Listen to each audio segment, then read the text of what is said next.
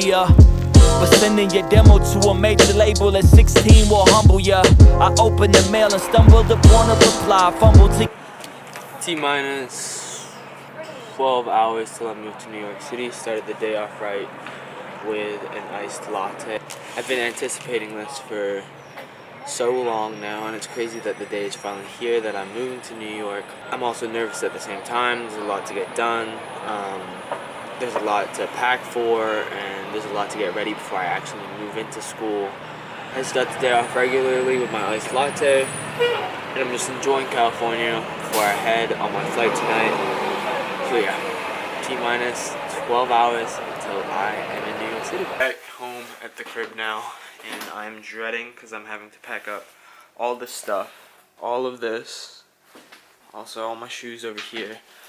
Plus, there's like 2 extra luggages downstairs. I thought I was coming with like 2 luggages to New York, just like 2 big ones, but I'm leaving here with 4 due to all the shopping and all the extra stuff I've been getting. I think dreams and aspirations are so interesting, whether it be like buying your first pickup truck or getting a promotion at your job.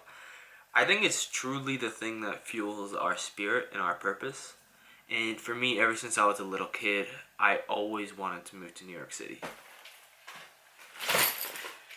You know, like, the dream for me really revolved around moving to the city. And, you know, being like the only boy in my textiles class, I would like sit and daydream about moving to the city and learning in some of the greatest studios that, you know, the designers that I admired, the artists that I admired learned in too. You know, like, the passion for fashion and design was really always deeply rooted in me. I can't remember a time where I wasn't in love with it. I would conceptualize like the life I would live in New York City. I knew I needed a place with a lot of substance, you know, being, you know, growing up in Hong Kong and being surrounded by so many different cultures and just creative fuelings. I needed a place that I could really just be in and be, you know, my best creative self. So for the longest time now, you know, this dream has been, you know, coming into the making, and I would conceptualize the life that I would live out there.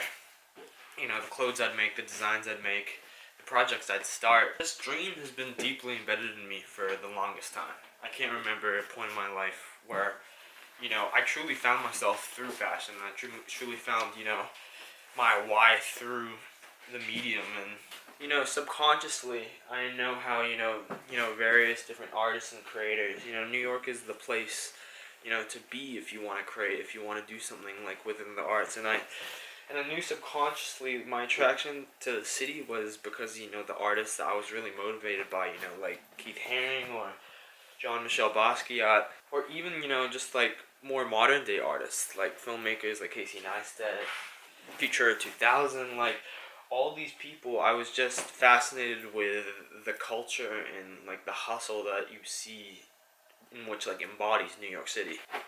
You know, of course, from the skyscrapers to neighborhood stoops, I always knew I had it to be there. You know, the hustle and the culture that is in New York City, it really just attracted me and pulled me towards there.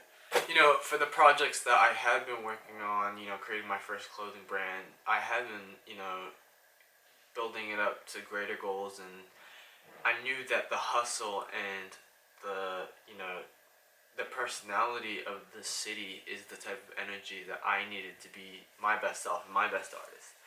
And to just evolve as a person, I think New York City is just the best place for me to create my work and to be surrounded by so many people that are hustling the same way, are thinking the same way, and just trying to push their boundaries. And I just find that awesome that I'm going to be surrounded by so many people that have the same passion and the same drive for the same thing.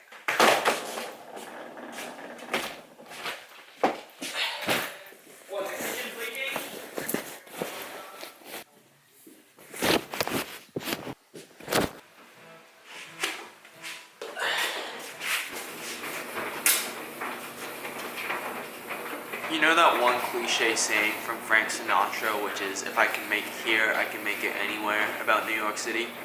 Despite how cringe it is, I truly believe that.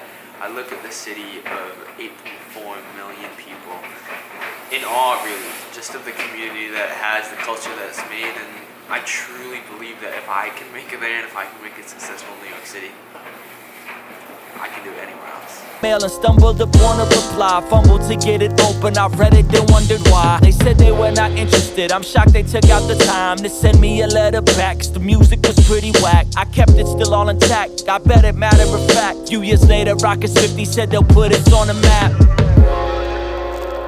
It ain't crack like that. I thought we finally made it, dropping projects back to back.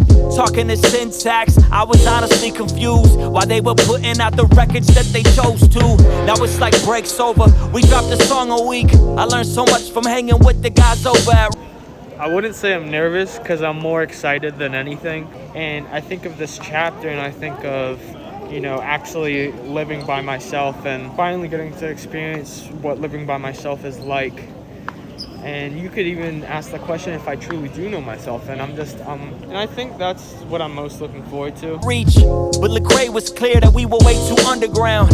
Even though Kendrick and Cole started to bubble now. I guess he never really saw the vision, but it's cool.